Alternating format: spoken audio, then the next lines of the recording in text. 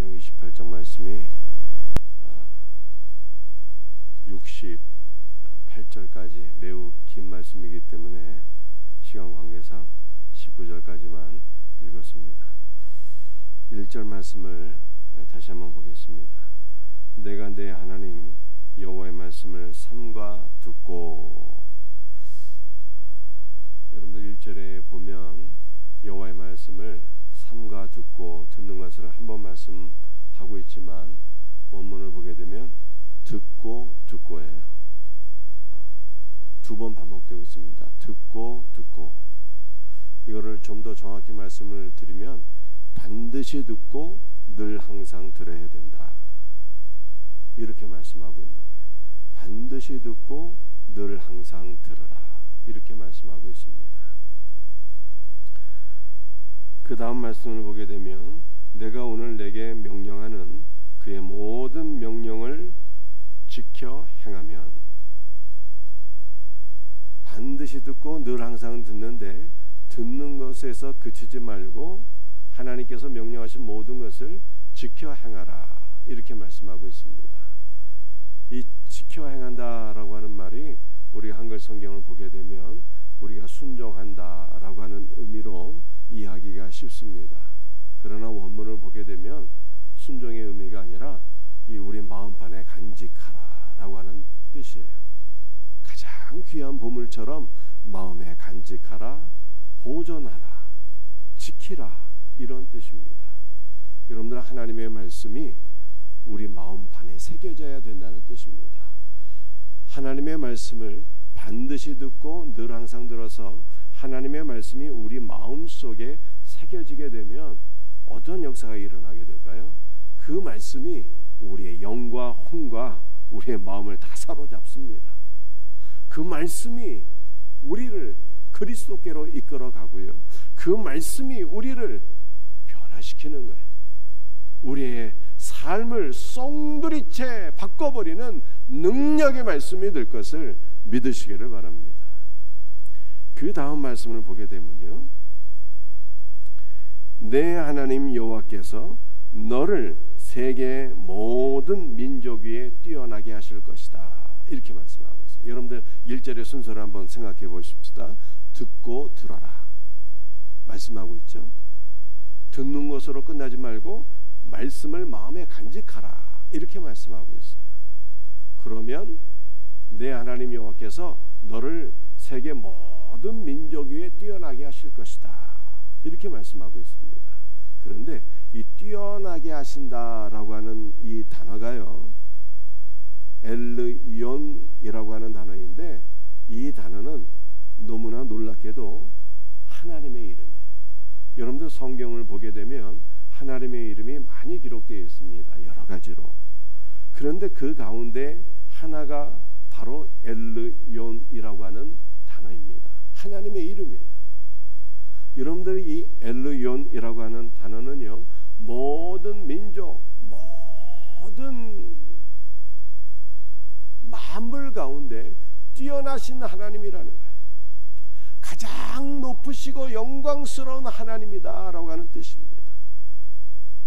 그러므로 여러분들 1절은 무엇을 우리들에게 말씀하고 있는가 하면 정말로 놀라운 말씀인데, 우리가 하나님의 말씀을 듣고 들으며 마음판에 새기게 되면은 우리 하나님께서 우리를 가장 뛰어나고 우리를 가장 영광스러운 하나님처럼 되게 하실 것이다, 이렇게 말씀하고 있는 거예요. 사랑하는 성도들이요, 창세기 말씀을 보게 되면 아담과 하와는요, 하나님 없이 하나님처럼 되려고 하다가 망하게 되었어요. 인간이 타락하게 되었다는 거예요. 하나님 없이 하나님처럼 되고자 하는 자는 높아지는 것이 아니라 사탄 같은 존재가 되고 타락하게 되고 결국 죽게 되는 거예요. 그런데 오늘 신명기 28장 1절 말씀은 우리가 말씀을 듣고 들으며 말씀을 마음판에 간직하게 되면 그 말씀이 우리를 온전히 변화시켜서 영화로운 하나님처럼 되게 하고 우리를 하늘에 속한 자가 되게 하리라. 이렇게 말씀하고 있는 거예요. 여러분들 이 말씀을 제가 조금 더 설명드리겠습니다. 잘 들어보시기 바랍니다. 여러분들 말씀은 무엇일까요? 말씀은 곧 하나님이신 그리스도를 가리키는 거예요. 요한복음 1장 1절입니다. 태초에 말씀이 계시니라. 그 말씀이 하나님과 함께 계셨으니 그 말씀이 곧 하나님이시라. 이렇게 말씀하고 있습니다. 그래서 우리는 말씀을 듣고 또 듣게 되면은 이 말씀 가운데 살아계신 하나님 주 예수 그리스도를 만나게 되는 거예요. 말씀 가운데 살아계신 하나님 주 예수 그리스도를 만나게 되면 말씀을 통해서 예수 그리스도의 모든 것이 우리 가운데 부어지게 되는 거예요. 주 예수 그리스도의 아름답고 복스러운 인성이 우리에게 부어지게 되고요. 여러분들 우리의 타고난 인성은요 다 십자가에 못 박히게 되는 거예요.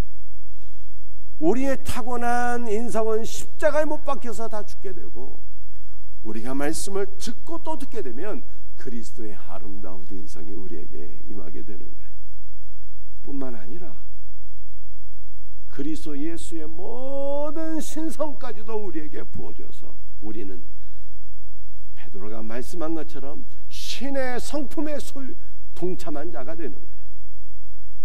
말씀 안에서 그리스도의 복된 인성과 신성까지 다 부어지게 되어서 우리는 정말로 그리스도를 닮은 자가 되고 그리스도께 속한 자가 되고 아예 작은 그리스도가 되니 이름하여 그리스도인이 되는 것입니다. 여러분들 그리스도인이라고 하는 단어는요 단순히 예수 믿는 신자를 가리키는 게 아니에요. 그리스도께 속한 자를 의미하는 것이고 그리스도를 닮은 자를 의미하는 것이고 작은 그리스도가 되었다는 뜻입니다. 이것이 바로 신명기 28장 1절 말씀이에요. 우리가 말씀을 듣고 또 듣게 되면 그 말씀이 우리 마음판에 새겨지게 되고 주님의 말씀이 우리 마음판에 새겨지게 되면 우리는 말씀 안에서 그리스도의 모든 복된 것들을 다 충만하게 공급받아서 정말로 모든 만민 위에 뛰어나시고 지극히 영화로우시고 지극히 높으신 하나님께 속한 자가 되며 그 하나님을 닮은 존재 바로 복된 그리스도인이 될 것이다 라고 말씀하고 있는 것입니다. 자, 그렇다면 1절 말씀에서 한 가지 더 우리가 살펴봐야 될 것은요 하나님의 말씀을 듣고 또 듣고 그리고 끝나는 것이 아니라 이 말씀이 우리 마음판에 새겨져야 된다잖아요. 간직되어져야 된다라고 말씀하고 있습니다. 그러면 우리는 주님의 말씀을 어떻게 간직할 수 있을까요? 어떻게 주님의 말씀이 우리 마음판에 새겨지는 역사를 경험할 수가 있을까요? 그 비밀은 말씀을 경청하여 들은 다음에는요 여러분들이 기도하실 때 그 말씀을 묵상하셔야 돼요. 말씀을 새김질하고 말씀의 의미를 깊이 새기며 그 말씀을 붙잡고 기도해야 된다는 거예요.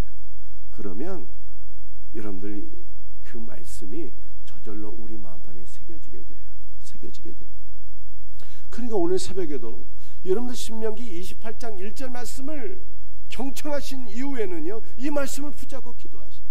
주여 반드시 말씀을 듣고 항상 듣는 자가 되어서 이 말씀이 나의 신비에 새겨지게 하여 주옵시고 이 말씀이 나의 신비에게 새겨진 이후에 말씀을 통해서 그리스도의 모든 것을 공급받게 하여 주옵시고 내가 참으로 그리스도께 속한 자 가장 영화로우신 하나님께 속한 자가 되게 하시고 하나님 안에서 내가 가장 영화로운 존재로 하나님 앞에 쓰임받게 하여 주옵소서. 이렇게 말씀을 붙잡고 기도해야 된다는 거예요. 그러면 이 말씀이 새겨지고 이 말씀이 나의 삶을 이끌고 이 말씀이 나의 삶을 변화시켜 주시는 놀라운 역사를 경험하게 될 것을 믿으시기를 바랍니다. 2절과 3절 말씀 한번 읽어보겠습니다.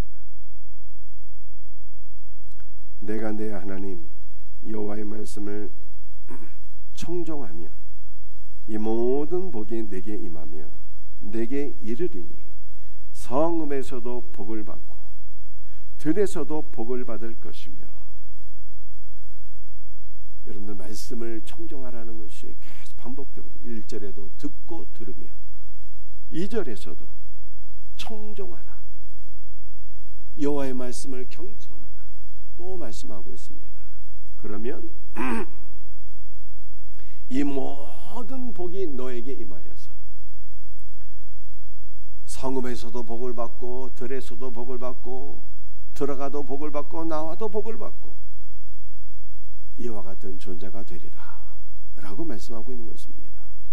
사랑하는 성도들이요, 말씀을 들으며 복 받는데요, 그런데 성경에서 말씀하고 있는 복이란 어떤 복을 가리키는 것일까요?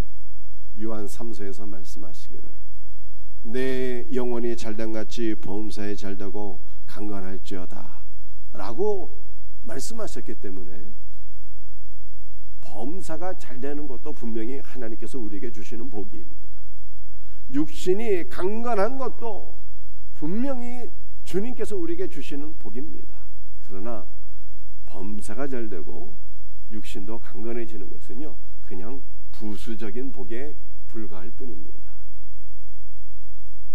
성경에서 말씀하고 있는 복은 영혼이 잘 되는 거예요. 여러분들 영혼이 잘 되려면 어떻게 해야 될까요? 영혼이 잘 되려면 생명이신 예수 그리스도로 우리의 영에 충만하게 될 때 우리의 영혼이 잘 될 것을 믿으시길 바랍니다.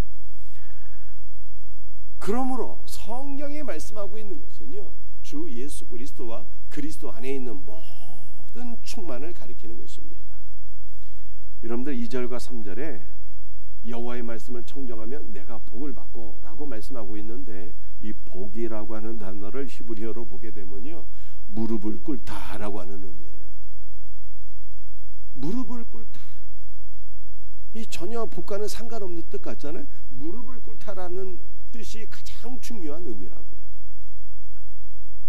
이것은 무엇을 말씀하고 있는가 하면은 여러분들 가장 낮아지신 그리스도를 우리에게 보여주고 있는 거예요.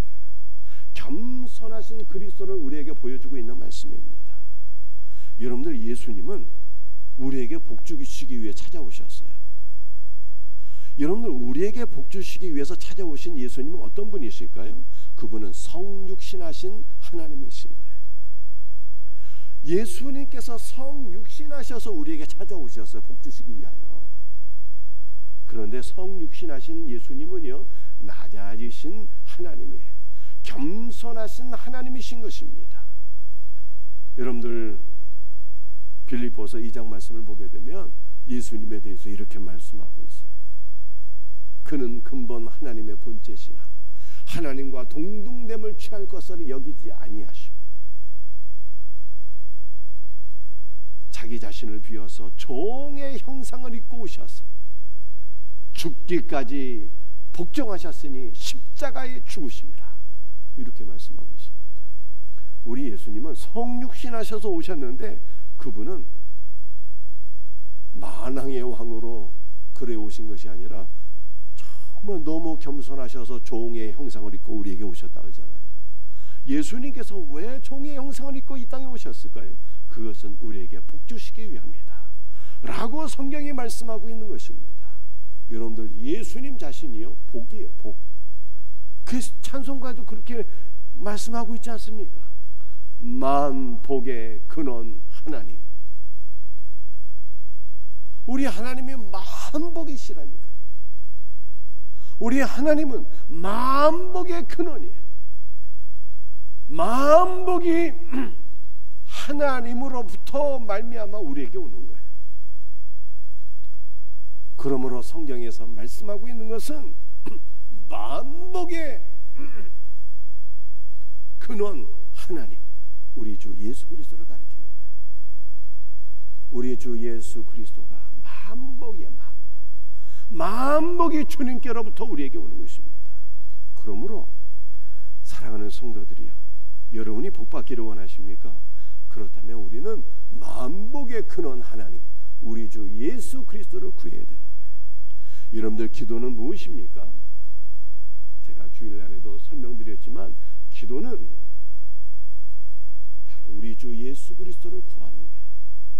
우리 주 예수 그리스도의 영적 임재를 경험하는 것이고, 기도는 우리 주 예수 그리스도의 영적 임재를 구하다가 성령의 기름 부으심을 공급받는 것입니다. 성령의 기름 부으심을 공급받게 되면 우리는 복음으로서 세상을 환하게 비추는 영적 금 등잔대로 쓰임을 받게 되는 거예요. 그러므로 오늘 이 새벽에 만복의 근원이신 하나님, 우리 주 예수 그리스도를 구할 수 있는 그러한 존재가 되시기를 바랍니다. 그러면 우리는 성읍에서도 복을 받고, 들판에서도 복을 받고, 들어와도 복을 받고, 나가도 복을 받으니 왜 그렇게 되는 것입니까? 만복의 근원 하나님이 나와 함께 하시는 거예요. 내 안에 만복이 들어있으니 우리는 망할래야 망할 수 없는 존재가 되는 거예요. 4절 말씀 읽어보겠습니다. 내 몸의 자녀와 내 토지의 소산과 내 짐승의 새끼와 소와 양의 새끼가 복을 받을 것이며, 말씀을 청종하고 청종하는 자, 이러한 자는 반드시 복을 받으리니 주 예수로 복을 받게 되는 거예요. 주 예수 그리스도 안에서 만복을 받는 자는 4절 말씀을 보니까 내 몸의 자녀와 우양의 새끼가 다 복을 받으리라, 이렇게 말씀하고 있어요. 우리의 자녀가 복을 받는다라고 하는 것은 이해가 되겠는데, 여러분들 우리는 목축을 하지 않잖아요. 그런데 양의 새끼가 복을 받고 소의 새끼가 복을 받는 것이 우리에게 무슨 상관이 있겠습니까? 나하고는 상관없는 말씀처럼 여겨져요. 그런데 여기서 말씀하고 있는 양의 새끼, 소의 새끼는요, 하나님의 우양을 의미하는 거예요. 하나님의 우양이 누구입니까? 하나님의 백성들이에요. 여러분의 세론들을 의미하는 것입니다. 여러분들이 맡고 있는 주일학교 학생들을 의미하는 것입니다. 또한 여러분들의 전도 대상자를 의미하는 것입니다. 여러분들, 우리가 만복의 근원인 하나님으로 복받는 자는 자녀들도 잘되고 주 예수 그리스도로 말미암아 잘되고, 하나님의 모든 우양들, 하나님께서 우리에게 맡겨주신 모든 영혼들도 함께 복을 받게 될 것이다, 이렇게 말씀하고 있는 거예요. 이 얼마나 놀랍고 감사한 일입니까? 마지막 말씀 7절 말씀 읽어드립니다.